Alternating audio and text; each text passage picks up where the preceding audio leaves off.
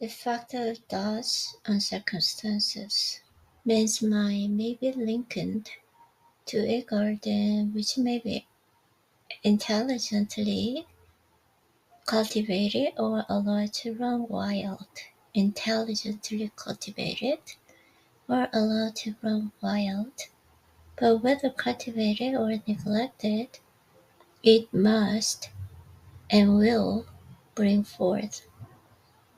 If no useful seeds are put into it, then abundance of useless weed seeds will fall therein and will continue to produce their kind.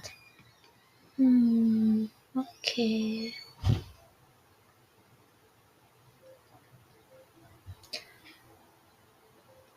Just as gardener cultivates his plot, keeping it free from weeds, and growing the flowers and the fruits which he requires, so may a man tend to garden of his mind, weeding out all the wrong, useless, and impure thoughts, and cultivating toward perfection the flowers and the fruits of right, useful, and pure thoughts.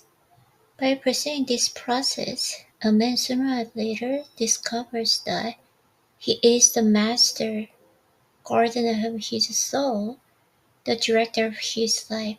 Okay.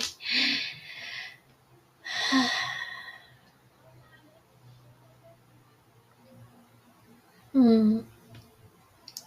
By pursuing this process, a man sooner or later discovers that he is the master gardener of his soul, the director of his life.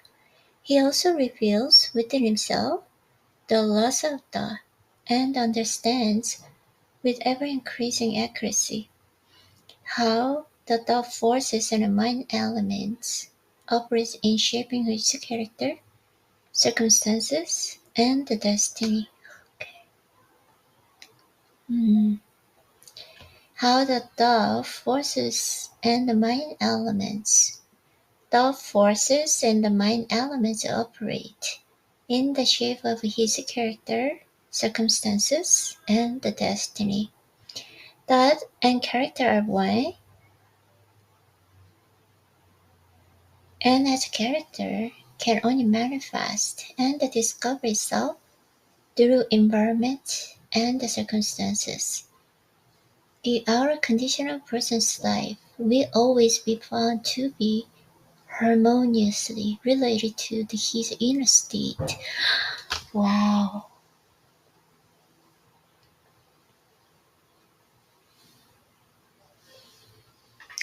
Thought and the character are one, and as a character can only manifest and discover itself through environment and circumstances, the outer condition of person's life will always be found to be harmoniously related to his inner state.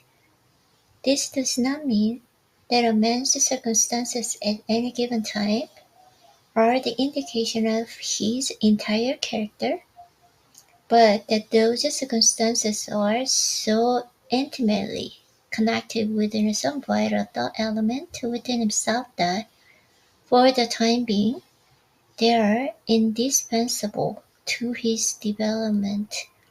This does not mean that a man's circumstances at any given time are the indication of his entire character, but that those circumstances are so intimately connected within some vital thought element within himself that, for the time being, they are indispensable to his development.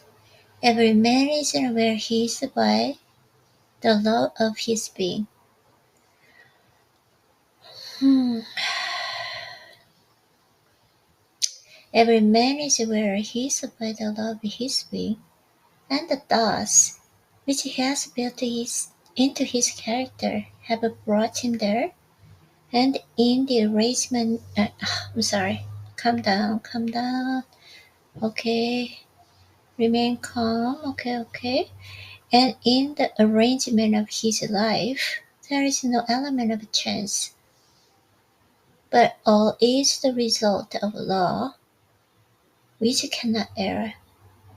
This is just true of those who feel out of harmony within their surroundings as those who are contented with them.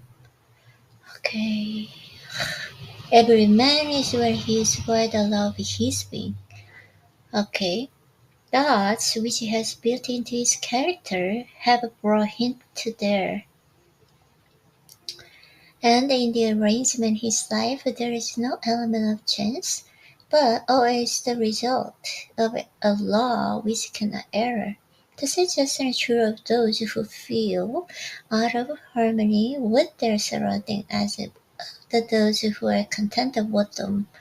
Okay, as a progressive and evolving being, man is where he is that he may learn, that he may grow, and as he learns a spiritual lesson, which any circumstances it contains for him, it passes away and gives in place to other circumstances. It passes away and gives in place to other circumstances. Okay, as a progressive and evolving being, man is where he is that he may learn, that he may grow, and as he learns a spiritual lesson which any circumstance contains for him, it passes away and gives in place to other circumstances.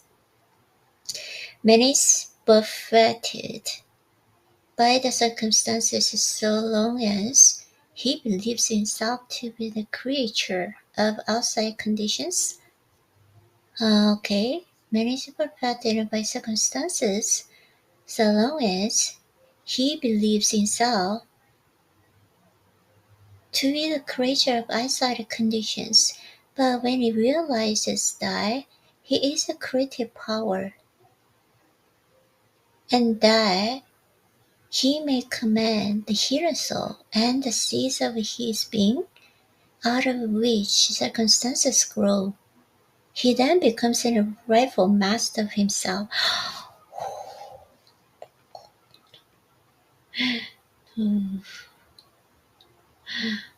Okay. When he realizes that he is a creative power and that he may command the hidden soul and the seeds of his being, out of which circumstances grow, he then becomes a rightful master of himself. Their circumstances grow out of that. Every man knows who has for the length of time practiced in self-control and the self-purification. Wow, self-purification? I never. And this is beautiful expression, right? Self-purification. Wow, okay. That circumstances grow out of the thought. Every man knows who has for any length of time practiced in self-control and the self with purification, for he will have noticed that the alteration in his circumstances has been exact, right here with his altered mental condition. Okay, that circumstances and grow out of that.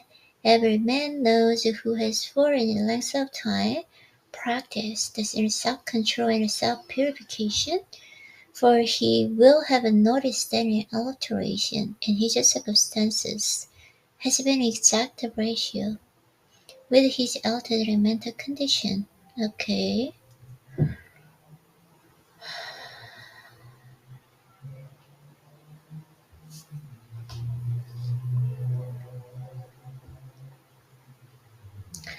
For he will have noticed that the alteration in his circumstances has been exact ratio with his altered mental condition.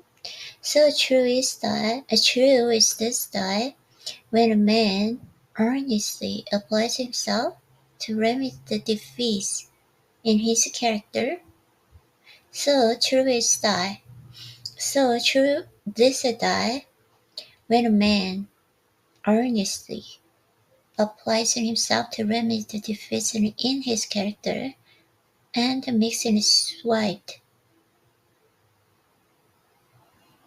And the mark the progress, he passes rapidly through a succession of vicissitudes. Okay? Vicissitudes.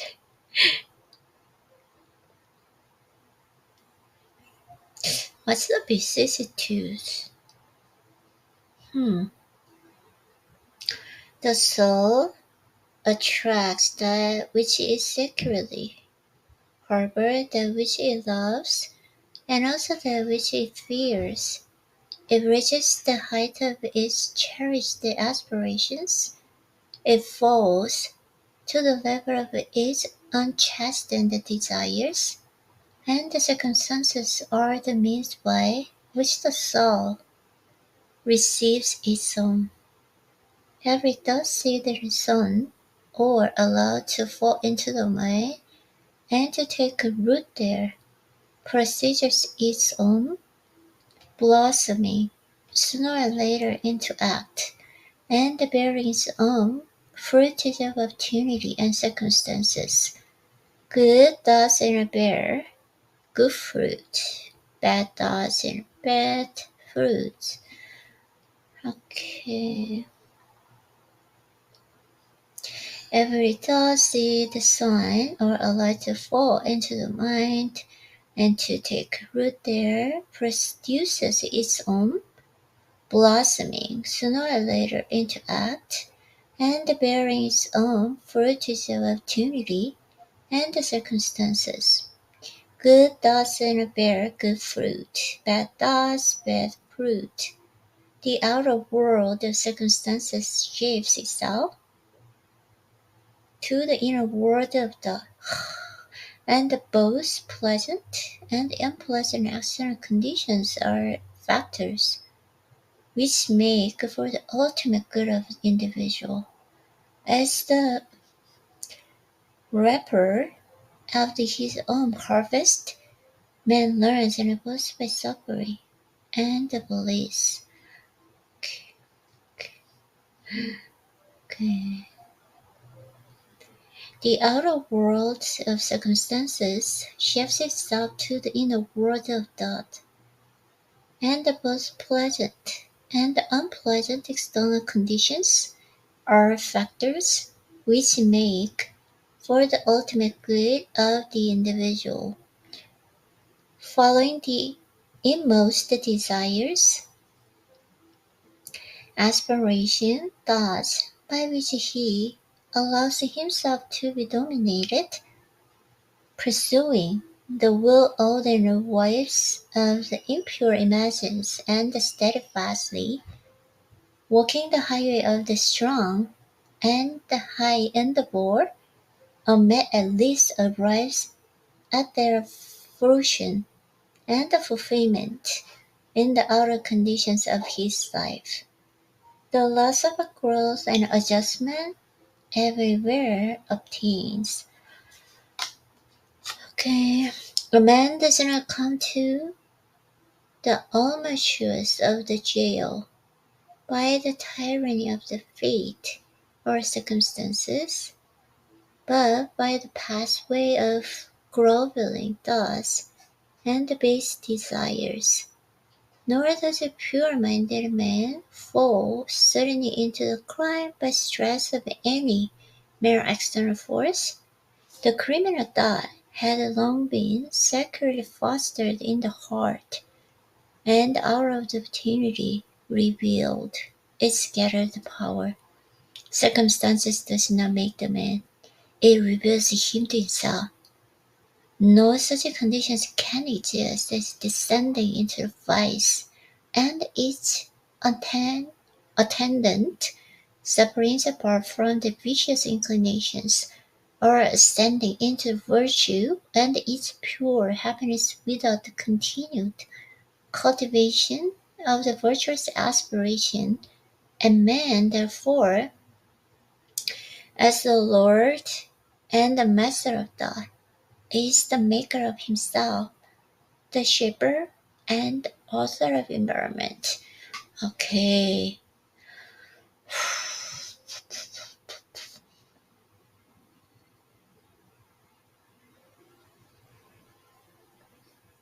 Circumstances does not make the man.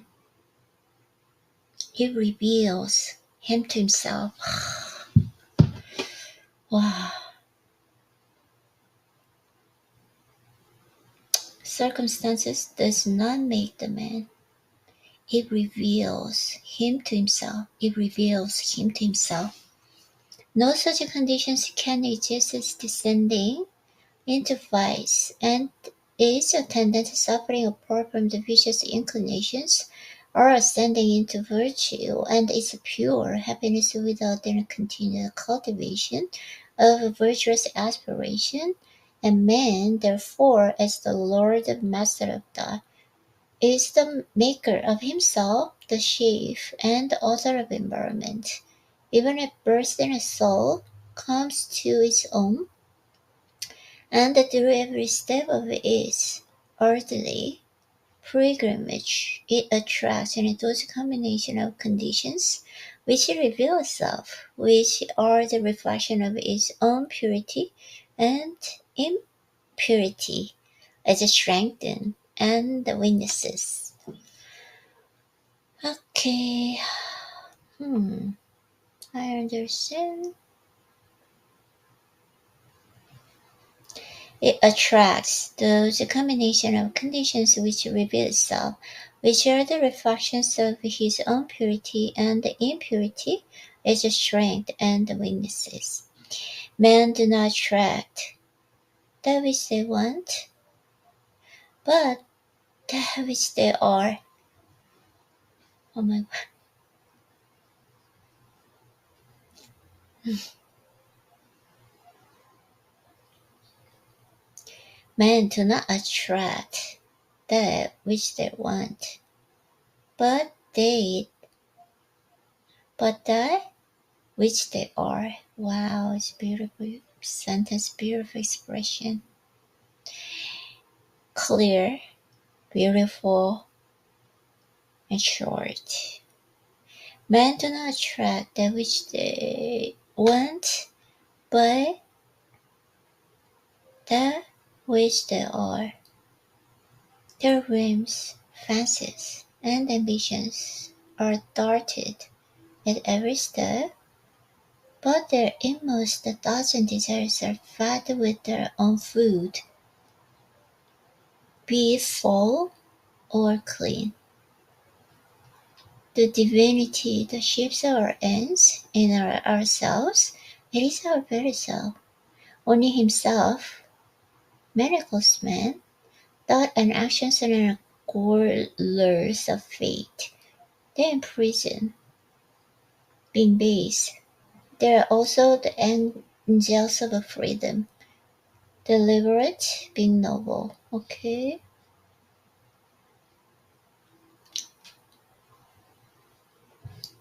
Not what he wishes and prays for those who men get, but what he justly earns. His wishes and prayers are only gratified and answered when they harmonize with his thoughts and actions. In the light of this truth, what then, and the meaning of fighting against any circumstances?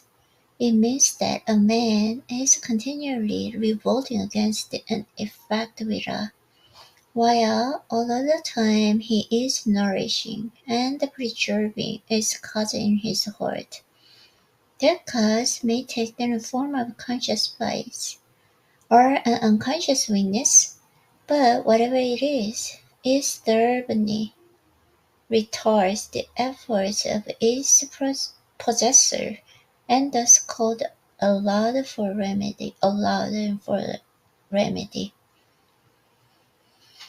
Men are anxious to improve their characters, but are unwilling to improve themselves.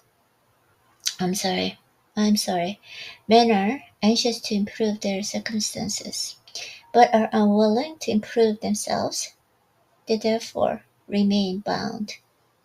Okay, remain bound. Hmm. The man who does not shrink from self-crucifixion can never fail to accomplish the object upon which his heart is set. This is as true of earthly as of the heavenly things.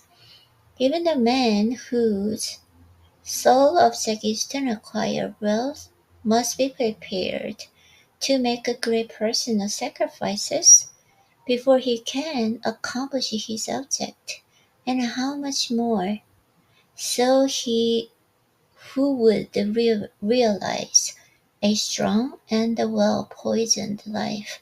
Here is man who is wretchedly poor. He is extremely anxious that his surroundings and home comforts should be improved, yet all the time he shrinks his work and considers he is justified in trying to deceive his employer on the ground of insufficiency of his wages. Such a man doesn't understand the simplest rudiments of those principles which are the basis of the true prosperity, and is not only totally unfitted to rise out of his wretchedness, but is actually attracting to himself a still deeper wretchedness, and by dwelling it and acting out indolent, deceptive, and many thoughts. Here is a rich man who is then a victim of painful and persistent disease as a result of gluttony. He is willing to give large sums of money to get rid of it, but he will not sacrifice his gluttonous desires. He wants to gratify his taste of rich and unnatural finds and have himself in health as well. Such a man is totally unfit to have health because he has not yet learned the first principles of a healthy life. Here is an employer of labor who adopts an crooked and measures to avoid paying the regulation wage in the hopes of making large profits, reduces the wages of his work people. Such a man is altogether unfitted for prosperity, and when he finds himself bankrupt, both as regards reputation and riches, he blames the circumstances, not knowing that he is the sole author of his condition. I have introduced these three cases merely as illustrative of the truth that many causes thought nearly always and unconsciously of his circumstances, and that, whilst aiming at a good end, he is continually frustrating its accomplishment by encouraging thoughts and desires which cannot possibly harmonize with that end. Such cases could be multiplied and varied and almost indefinitely, but this is not necessary, as the reader can, if he so revolves and traces an action of the loss of thought in his own mind and life, and until this is done, mere extent and facts cannot serve as a ground of reasoning. Circumstances, however, are so complicated, that it is so deeply rooted, and the condition of the happiness varies so vastly with individuals, that a man's entire soul condition, although it may be known to himself, cannot be judged by another form of external aspect of his life alone. Okay? Hmm.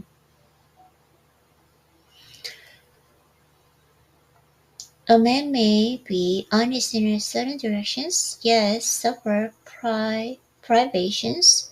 A man may be dishonest in certain directions, yet acquire wealth. But the conclusion always formed that one man fails because of their particular honesty, and that the other prospers because of his particular dishonesty, is the result of a superficial judgment, which assumes that the dishonest man is almost totally corrupt, and the honest man almost entirely virtuous. In the light of deeper knowledge and wider experience, such a judgment is found to be erroneous. The dishonest man may have in some admirable virtues which the other does not possess, and the honest man obnoxious and vices which are absent in the other. The honest man reaps a good result of his honest thoughts and acts. He also brings upon himself the sufferings which his vices produces. The dishonest man likewise causing his own suffering and happiness.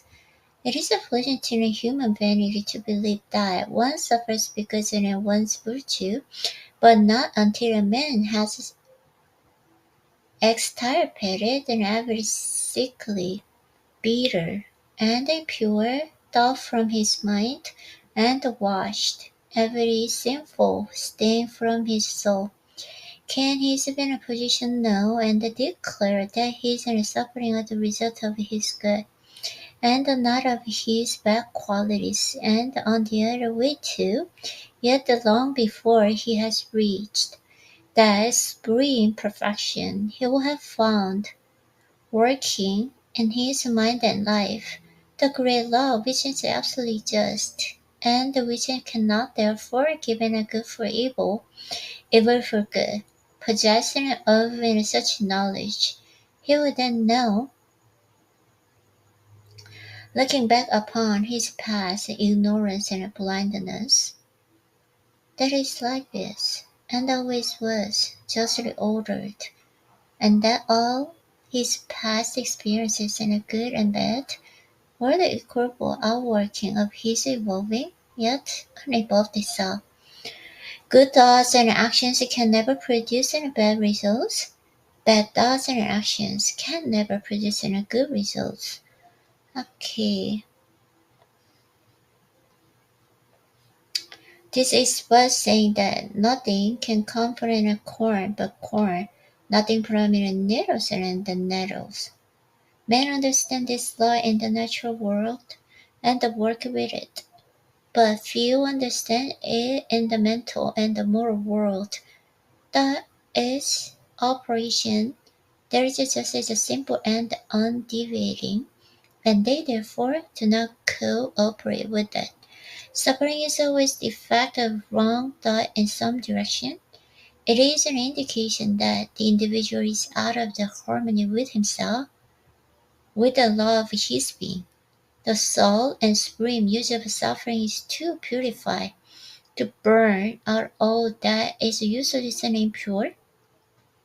Suffering ceases for himself, who is pure, pure. There could be no object in a burning gold. After the dross had been removed, and a perfectly pure and enlightened being could not suffer. The circumstances which a man encounters with suffering are the result of his own mental inharmony.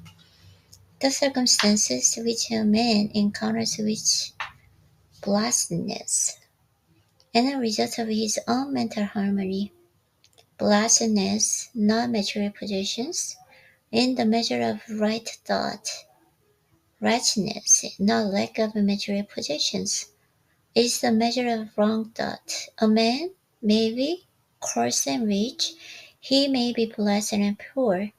Blessedness and riches are only joined together when the riches are rightly and wisely used, and the poor man only descends into righteousness and when he regards his little burden unjustly imposed. Indigence and indulgence are the two extremes of wretchedness. They are both equally unnatural and the result of a mental disorder.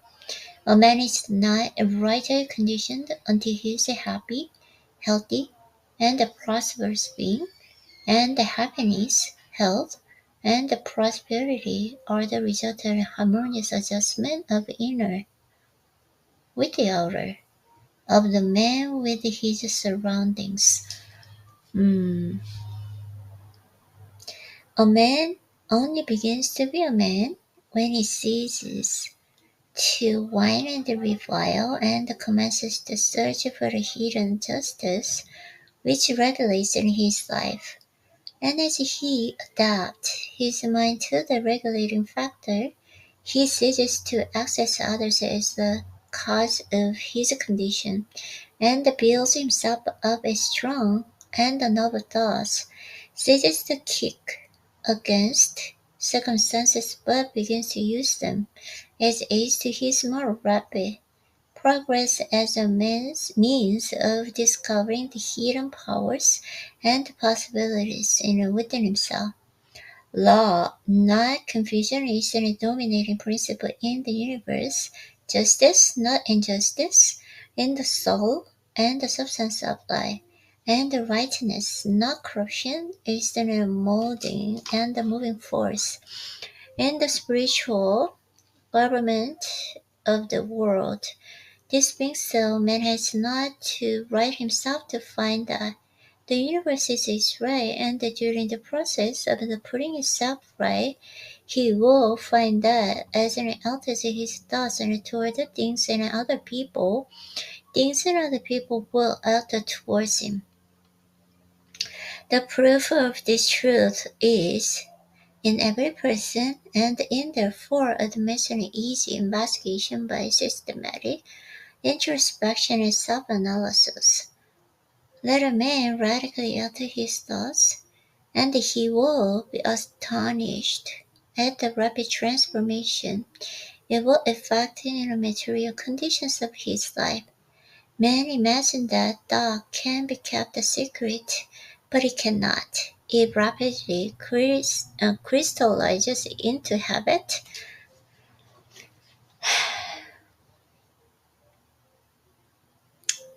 and the habit solidifies into circumstances. Wow, beautiful. Hmm.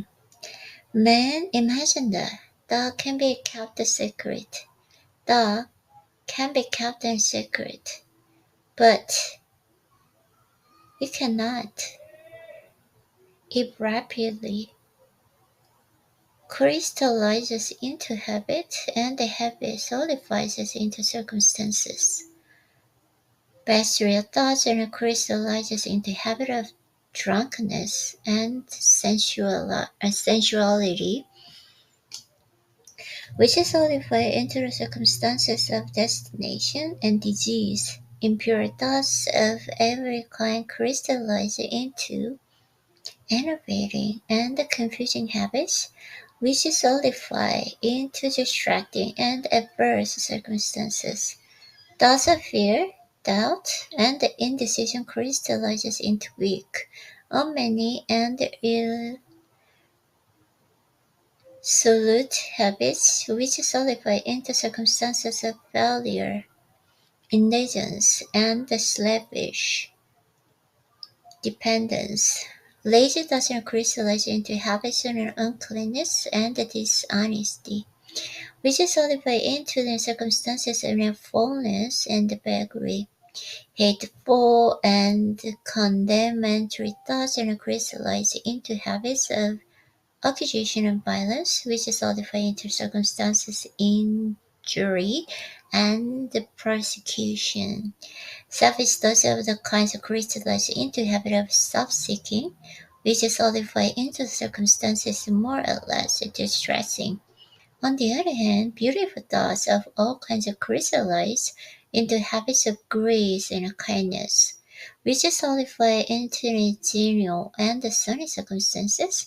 Pure thoughts crystallize into habit of temperance and self-control, which solidify into the circumstances of repose and peace.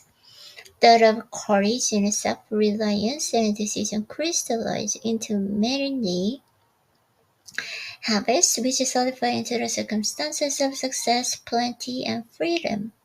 Energetic thoughts crystallize into habits of cleanness and industry, which solidify into the circumstances of pleasantness. Gentle and forgiving doesn't crystallize into habits of inner gentleness, which is solidify into the protective and the preservative circumstances. Wow, all the beautiful. On the other hand, where is it? Okay. Loving and unselfish doesn't crystallize into habit of self-forgetfulness and for others. Okay, which is held by into the circumstances, ensure and the abiding prosperity and the true riches. Hmm. A particular train of thought persisted in being good or bad cannot fail to produce its results of a character and circumstances. A man cannot directly choose his circumstances, but he can choose his thoughts, and so indirectly, yet surely, shape his circumstances.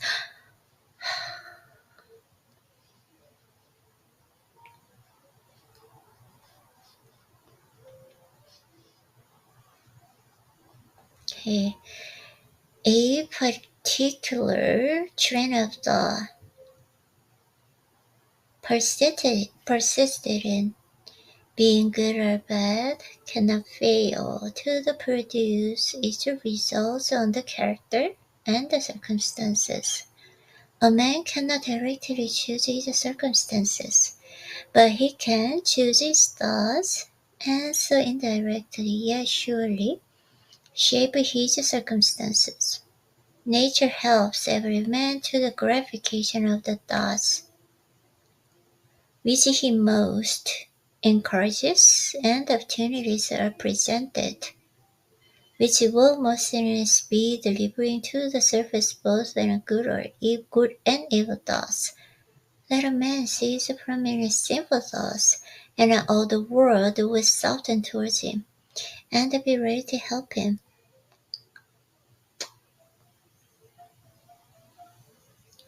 Hmm. Let him put away his weakling and the sickly thoughts, and lo, opportunities will spring up on every hand to eat his strong resolves. Let him encourage in good thoughts, and no hard faith in shall bind him down to the wretchedness and the shame. The world is your kaleidoscope, and the varying combination of colors which at every succeeding moment it represents to you are exquisitely adjusting pictures of your ever-moving thoughts. So you will be what you will be to be. So you will be what you will to be. That failure find is a false content in that poor work environment, but spirit scorns it and is free. It masters time. It conquers space. It calls that boosts both triggers and chance. The vision tyrant circumstances, the crown uncrown, and the fear servant's place. The human will, the force unseen, the offspring in a desolate soul, can hew a way to an inner goal. The walls of an granity intervene, be not impatient in delays, but wait as one who understands when spirit rises and commands. The gods are ready to obey. Okay, I don't know. The bow is kind of little different from. Okay, I'll just gonna try to